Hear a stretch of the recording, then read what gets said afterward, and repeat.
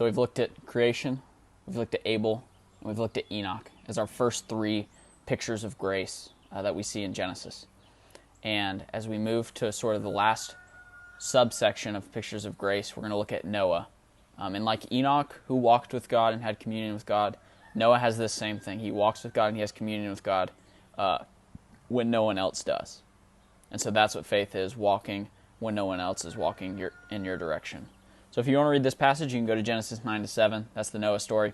Or I'm going to read Hebrews 11:7 right here. By faith Noah, when warned about things not yet seen, in holy fear built an ark to save his family.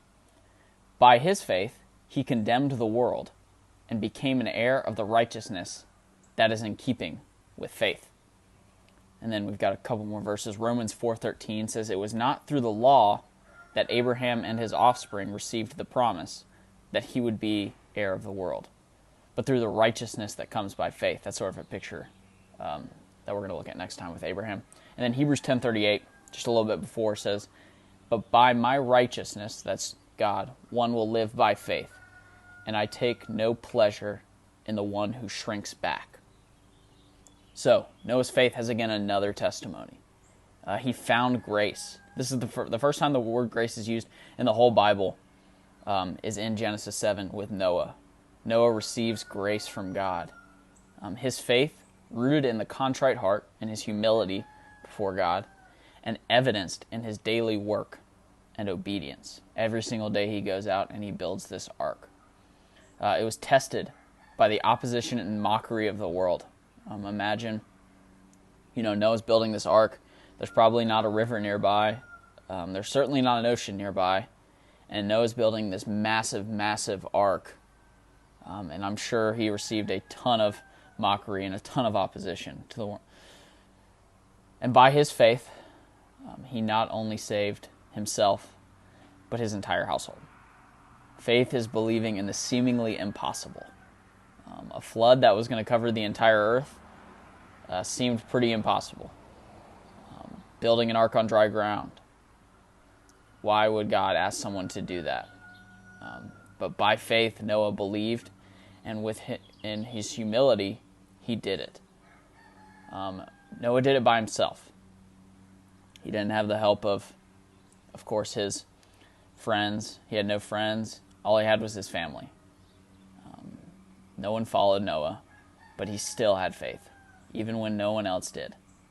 And he did it for 120 years. Imagine 120 years every single day just going out and building this ark. For years and years and years, waiting for God to do what he said he would do. You have to have incredible amounts of patience to do that. Secondly, we see Noah moving with fear. Hebrews 11:7. In holy fear built an ark to save his family. Faith combined with fear. Fear, as you know, is an awe and reverence of God. It's not scared of God. It's just an awe at how powerful and how majestic God is. And then what we see is when faith and fear are combined, we see fruit. And that fruit is obedience. If you graft two plants together, it means you take one plant that's over here and one plant that's over here and combine them, and hopefully they grow and bear fruit and become strong. And that's what we see here. This kind of plant imagery happens throughout the New Testament. When faith is combined with fear, we get fruit, and that's obedience. For Noah, it was humility. It was doing what God told him to do. And then finally, he was justified. God did pour out his wrath on the unbelievers. Noah was justified in the sight of God. He saved himself and his entire household. And of course, once again, Jesus is the perfect picture of this faith combined with fear. And then the fruit of that being obedience. The ultimate obedience being going to the cross. Accepting death even though he was innocent. Jesus is that perfect picture. You see it in Philippians 2, a great example of the humility of Christ who goes to the cross, and then is eventually justified and eventually glorified. So pray for this grafting, that God would graft faith and fear, even if it's just a little, that you would be able to see fruit, bear fruit in obedience in your lives, whether that's in school, whether that's at home right now, whether that's in your relationships, just in different ways.